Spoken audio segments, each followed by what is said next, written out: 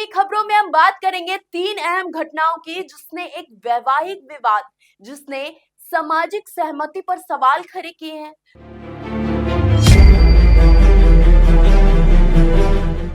दूसरा है school bus पर हमला, जिसने सुरक्षा व्यवस्था को कटघरे में ला दिया। और तीसरा मामला है एक मीडिया संस्थान का, जहां अंदरूनी टकराव, जिसने प्रतिक्रियाओं पर बहस छेड़ दी है। सबसे पहले रुख करते हैं हमीरपुर का, जहां सुहाग रात, जिसे एक नई शुरुआत की जिंदगी मानी जाती है, लेकिन उत्तर प्रदेश के हमीरपुर में सुहाग रात ही बन गई रिश्तों के टूटने की रात। नई नवेली दुल्हन ने दूल्हे के साथ रहने से किया इनकार, कहा मुझे ये शादी मंजूर नहीं है, मैं अपने प्रेमी के साथ रहना चाहती हूँ। और अब इस पूरे मामले का एक वीडियो सोशल मीडिया पर काफी तेजी से वायरल हो रहा है, जिसमें सास बहू को मारती हुई दिखाई दे रही है। आखिर क्या है पूरा मामला, आइए जानते हैं। क्या ये जबरन शादी का मामला है, या परिवारों को ही जल्दबाजी में लिया गया कोई फैसला? आइए आपको विस्तार से बताते हैं इस पूरी खबर को। मामला उत्तर प्रदेश के हमीरपुर जिले के राट कस्बे का है। जानकारी के मुताबिक ये घटना राट इलाके की है, जहां एक युवक की शादी कोतवाली क्षेत्र के एक गांव की युवती से तय की गई। परिवार की सहमति से रिश्ता तय हुआ। तय तारीख पर धूमधाम से बारात निकली, बैंड बाजे, मेहमान, रस्में, सब कुछ सामान्य था। शादी पूरे रीति रिवाजों के साथ संपन्न की गई। विदाई भी हो गई, दुल्हन ससुराल पहुंची। परिवार में खुशियों का माहौल था, लेकिन किसी को अंदाजा नहीं था कि कुछ ही घंटों में सब कुछ बदल जाएगा। सुहाग रात पर हुआ बहुत बड़ा खुलासा। रिपोर्टर्स के मुताबिक जब दूल्हा सुहाग रात के लिए कमरे में पहुंचा, तो दुल्हन ने साफ शब्दों में कह दिया कि मुझे आप पसंद नहीं हो, ये शादी मेरी मर्जी के खिलाफ हुई है, मैं किसी और से प्यार करती हूँ और उसी के साथ रहना चाहती हूँ। ये सुनकर दूल्हे के पैरों तले जमीन खिसक गई। परिवार के लोग भी हैरान रह गए। पहले तो दोनों पक्षों ने घर के अंदर ही मामले को सुलझाने की कोशिश की। दुल्हन को काफी समझाया गया, लेकिन वो अपने फैसलों पर अड़ी रही। घर में तनाव बढ़ा। जैसे बात बढ़ी, माहौल तनावपूर्ण होता गया। आरोप है कि इसी दौरान घर में कहासुनी और धक्का मुक्की भी हो गई। इसी बीच एक वीडियो सोशल मीडिया पर तेजी से वायरल होने लगा। वीडियो में साफ देखा जा सकता है कि एक महिला, जिसे सास बताया जा रहा है, वो दुल्हन को मारती हुई दिखाई दे रही है। हालांकि इस वीडियो की आधिकारिक पुष्टि नहीं हुई है कि यह इसी घटना से रिलेट करती है, लेकिन दावा किया जा रहा है कि ये वही परिवार है। वीडियो वायरल होते ही मामला और तूल पकड़ने लगा। पुलिस तक पहुंचा मामला। जब परिवारों के बीच बात नहीं बनी, तो मामला राट कोतवाली पहुंच गया। पुलिस ने दोनों पक्षों से अलग अलग बातचीत की। राट कोतवाली प्रभारी राकेश सिंह के मुताबिक दोनों पक्षों ने फिलहाल आपसी सहमति से अलग रहने का फैसला किया है।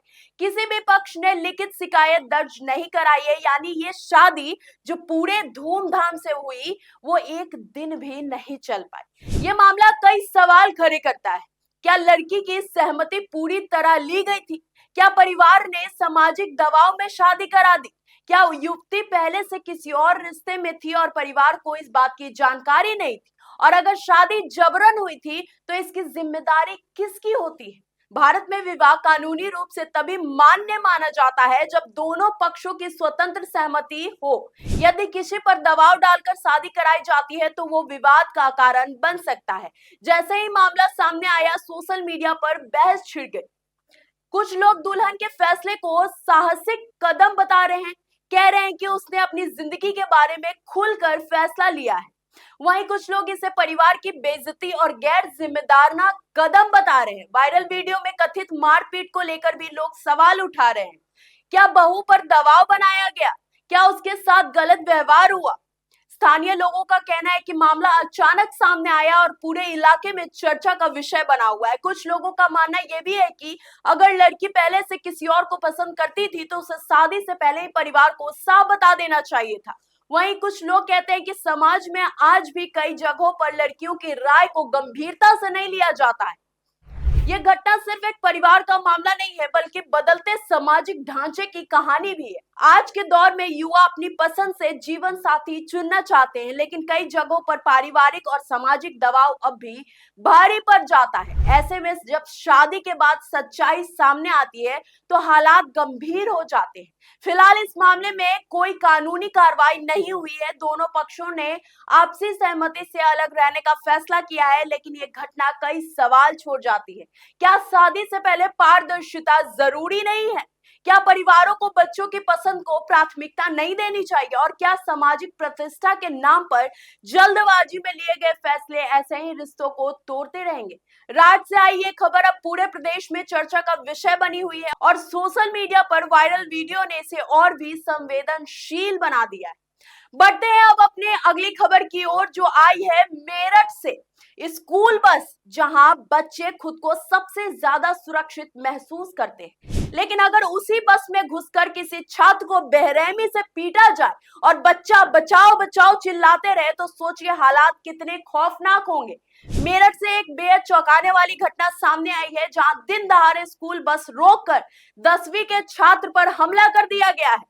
घटना का वीडियो अब सोशल मीडिया पर तेजी से वायरल हो रहा है। क्या है पूरा मामला, आइए जानते हैं। कैसे बस को रोका गया और अब पुलिस क्या कार्रवाई कर रही है, आइए आपको विस्तार से बताते हैं। ये पूरा मामला उत्तर प्रदेश के मेरठ का है। लोहिया नगर थाना क्षेत्र के गांव कली के पास की बताई जा रही है वीडियो। पीड़ित छात्र DAV public school Shastri Nagar का छात्र है और सीबीएसई बोर्ड की 10वीं की परीक्षा देकर 25 फरवरी को स्कूल बस से घर लौट रहा था। बस में अन्य छात्र भी बैठे हुए थे। सब कुछ सामान्य था, लेकिन तभी रास्ते में 3 बाइक सवार युवकों ने बस को ओवरटेक कर आगे से रोक लिया। आरोप है कि बाइक सवार युवकों ने जबरन बस रुकवाई, इसके बाद बस के अंदर घुस गए। वायरल वीडियो में आप साफ देख सकते हैं कि कुछ युवक एक छात्र को सीट से खींचकर बेरहमी से उसकी पिटाई कर रहे हैं। छात्र जोर जोर से चिल्ला रहा है बचाओ बचाओ, लेकिन बस में बैठे अन्य छात्र डरे सहमे नजर आते हैं। कोई आगे आने की हिम्मत नहीं करता। ये पूरा घटनाक्रम कुछ मिनटों तक चलता रहा है। तमंचा सटाकर गोली चलाने का भी आरोप सामने आ रहा है। पीड़िता के पिता, जो हापुड़ निवासी हैं, उन्होंने थाने में दी तहरीर में गंभीर आरोप लगाए हैं। शिकायत के मुताबिक आरोपियों ने छात्र की कनपट्टी पर तमंचा सटाया और गोली भी चला दी। गोली चलने की सूचना से इलाके में सनसनी फैल गई। हालांकि छात्र की जान बच गई है, लेकिन वो गंभीर रूप से घायल बताया जा रहा है। उसे तुरंत अस्पताल में भर्ती कराया गया, जहां उसका उपचार अभी भी जारी है। पुलिस की इस पर क्या कार्रवाई हुई है, आइए उस पर बात करते हैं। घटना के बाद मामला सीधे लोहिया नगर थाना पहुंचा है। पुलिस ने पीड़ित पक्ष की तहरीर के आधार पर 3 नामजद आरोपियों के खिलाफ मुकदमा दर्ज कर लिया है। अधिकारियों का कहना है कि वायरल वीडियो को भी जांच का हिस्सा बनाया जा रहा है। आरोपियों की गिरफ्तारी के लिए टीमें दबिश दे रही हैं। पुलिस का दावा है कि जल्द ही आरोपियों को गिरफ्तार कर लिया जाएगा। घटना का वीडियो गुरुवार दोपहर से सोशल मीडिया पर तेजी से वायरल हो रहा है। वीडियो में साफ देखा जा सकता है कि आरोपी बिना किसी डर के बस में घुसकर छात्र को पीट रहे हैं। इस वीडियो के सामने आने के बाद लोगों में आक्रोश है। लोग सवाल उठा रहे हैं कि स्कूल बस की सुरक्षा व्यवस्था कहां थी? बस ड्राइवर और स्टाफ ने क्या किया? दिन दहाड़े हथियार लेकर घूम रहे युवकों का मनोबल इतना बढ़ा कैसे?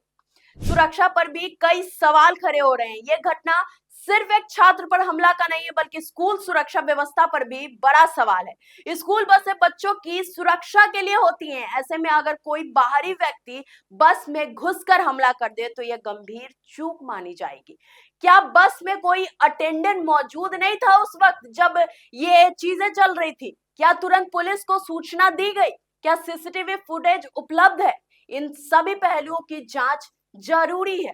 अगर आरोपी सही साबित होते हैं, तो आरोपियों पर कई गंभीर धाराएं लग सकती हैं। मारपीट, जानलेवा हमला, अवैध हथियार का इस्तेमाल और आपराधिक धमकी। गोली चलाने का आरोप साबित होने पर मामला और भी गंभीर हो सकता है। फिलहाल पुलिस मामले की जांच कर रही है। हमले के पीछे की वजह क्या थी? पुरानी रंजिश थी, आपसी विवाद था, या कोई और कारण? इन सवालों के जवाब जांच के बाद ही सामने आएंगे।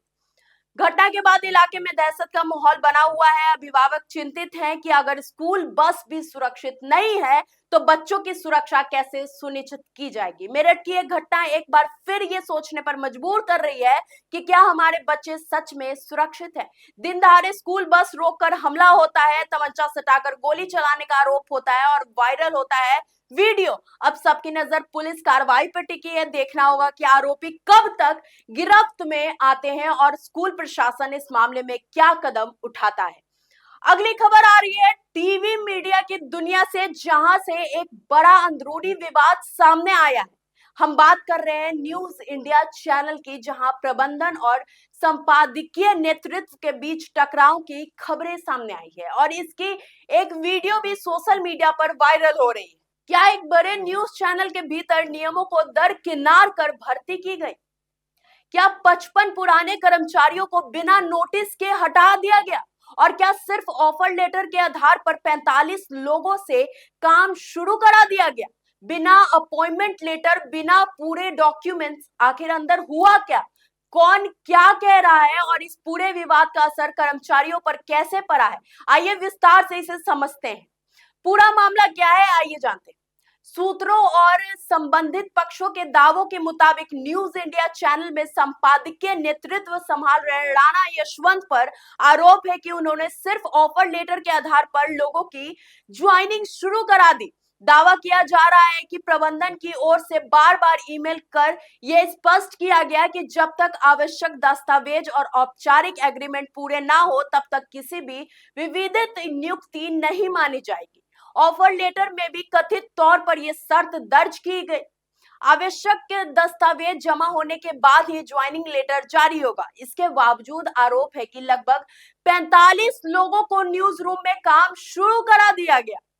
ये विवाद की असली जड़ ऑफर लेटर और अपॉइंटमेंट लेटर के फर्क को लेकर बताई जा रही है। ऑफर लेटर वो होता है जो नौकरी का प्रस्ताव शर्तों के अधीन पर होता है और अपॉइंटमेंट लेटर वो होता है जो सभी दस्तावेज और औपचारिकताएं पूरी होने के बाद अंतिम नियुक्ति की जाती है। प्रबंधन का कथित रुख था कि बिना अपॉइंटमेंट लेटर के संस्थान ने नियमित रूप से काम करना और सैलरी की अपेक्षा रखना नियमों के विरुद्ध है।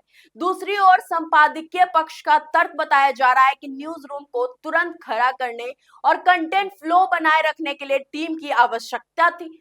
55 पुराने कर्मचारियों को हटाने का भी आरोप लगा है। जी हाँ, विवाद का दूसरा बड़ा पहलू है कि 55 पुराने कर्मचारियों को बिना नोटिस दिए हटाए जाने का आरोप लगा है। दावा है कि इन कर्मचारियों को हटाने की जानकारी प्रबंधन या चेयरमैन स्तर पर पूर्व स्वीकृत के बिना दी गई। सूत्रों के मुताबिक चेयरमैन का कथन था, सबको रख लो, कोई दिक्कत नहीं है, यानी एक और पुराने स्टाफ को बनाए रखने की बात कही गई। दूसरी ओर बड़ी संख्याओं में नए लोगों के एंट्री का आरोप लगाया गया। 45 नई भर्तियां की गई। क्यों, उठा सवाल। अगर 5 या 10 लोग भर्ती होते हैं तो शायद मामला सामान्य माना जाता, लेकिन 45 लोगों को एक साथ न्यूज रूम में जोड़ लेने से प्रबंधन की चिंता बढ़ी। ऐसा दावा किया जा रहा है कि प्रबंधन की ओर से कथित तौर पर कर्मचारियों से कहा गया कि या तो अपने दस्तावेज पूरे करें, अन्यथा सैलरी की जिम्मेदारी संस्थान की नहीं होगी। ये भी कहा गया कि आपको व्यक्तिगत तौर पर राणा जी ने रखा है, इसीलिए जिम्मेदारी भी उन्हीं की होगी। हालांकि इन दावों पर संबंधित पक्षों का आधिकारिक सार्वजनिक पक्ष सामने आना अभी भी बाकी है। कुछ कर्मचारियों का आरोप है कि चैनल के डिजिटल प्लेटफॉर्म यूट्यूब, ट्विटर और फेसबुक पर सीमित चेहरों की ही खबरें दिखाई गई। दावा है कि जो लोग सांप्रदायिक लाइन से सहमत नहीं थे उन्हें धीरे धीरे बाहर का रास्ता दिखा दिया गया। हालांकि किसी भी सांप्रदायिक संस्था में कंटेंट रणनीति का फैसला नेतृत्व करता है, यह भी एक तथ्य है। लेकिन अगर आरोप सही है तो यह पारदर्शिता और संस्थागत प्रक्रिया पर सवाल खड़े करता है। यह विवाद सिर्फ अंदरूनी प्रबंधन का मामला नहीं है, बल्कि श्रम कानून, कॉन्ट्रैक्ट और संस्थागत प्रक्रिया का भी मुद्दा है। कुछ अहम सवाल जो यहाँ पे उठते हैं कि क्या बिना लिखित अपॉइंटमेंट लेटर के किसी से नियमित काम लिया जा सकता है? क्या बिना नोटिस के कर्मचारियों को हटाया जा सकता है? क्या इतनी बड़ी भर्ती के लिए बोर्ड चेयरमैन की औपचारिक मंजूरी जरूरी थी? विशेषज्ञ मानते हैं कि मीडिया संसाधनों में भी वही श्रम नियम लागू होते हैं जो अन्य कॉर्पोरेट संस्थानों में होते हैं। Notice period, agreement, salary structure और टर्म्स ऑफ एम्प्लॉयमेंट स्पष्ट होने चाहिए।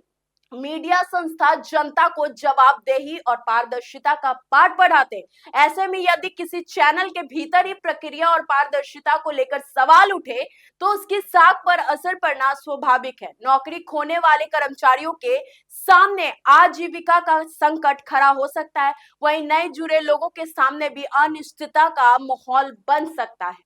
इस मामले में जरूरी है कि चैनल प्रबंधन आधिकारिक बयान जारी करे, सांप्रदायिक नेतृत्व भी अपना पक्ष सार्वजनिक करे और कर्मचारियों को हितों की रक्षा सुनिश्चित की जाए। जब तक दोनों पक्षों की विस्तृत ऑन रिकॉर्ड प्रतिक्रिया सामने नहीं आती तब तक ये मामला दावों प्रतिदावों तक सीमित है। तो कुल मिलाकर न्यूज इंडिया के भीतर कथित तौर पर भर्ती प्रक्रिया, दस्तावेज, औपचारिकताओं और स्टाफ हटाने को लेकर बड़ा टकराव सामने आया है। 45 नई भर्तियां हुई हैं, 55 पुराने कर्मचारियों को हटाने का आरोप लगा है। ऑफर लेटर बनाम अपॉइंटमेंट लेटर का विवाद छिड़ गया है और सैलरी की जिम्मेदारी को लेकर असमंजस दिखाया जा रहा है। अब सभी की नजर इस बात पर है कि क्या यह विवाद आपसी बातचीत से सुलझेगा या फिर मामला कानूनी मोड़ लेगा। फिलहाल ये स्पष्ट है कि मीडिया संसाधनों में भी पारदर्शिता, प्रतिक्रिया और कर्मचारियों के अधिकार उतने ही महत्वपूर्ण हैं जितने किसी और सेक्टर में है। ये तीन अलग अलग खबरें, लेकिन एक ही सवाल, क्या हम सच में संवाद, सहमति और सुरक्षा को प्राथमिकता दे रहे हैं? क्योंकि जब व्यवस्था और रिश्तों में दरार आती है तो उसका असर समाज तक जाता है। सोचिएगा जरूर। फिलहाल इन सभी मामलों पर हमारी नजर बनी हुई है। जैसे ही कोई नई जानकारी सामने आएगी हम आपको अपडेट जरूर करेंगे और अपनी राय कमेंट बॉक्स में जरूर बताइएगा। और अगर आपको ये वीडियो पसंद आई हो तो चैनल को लाइक करें, शेयर करें, सब्सक्राइब करना बिल्कुल ना भूलें। तब तक के लिए धन्यवाद।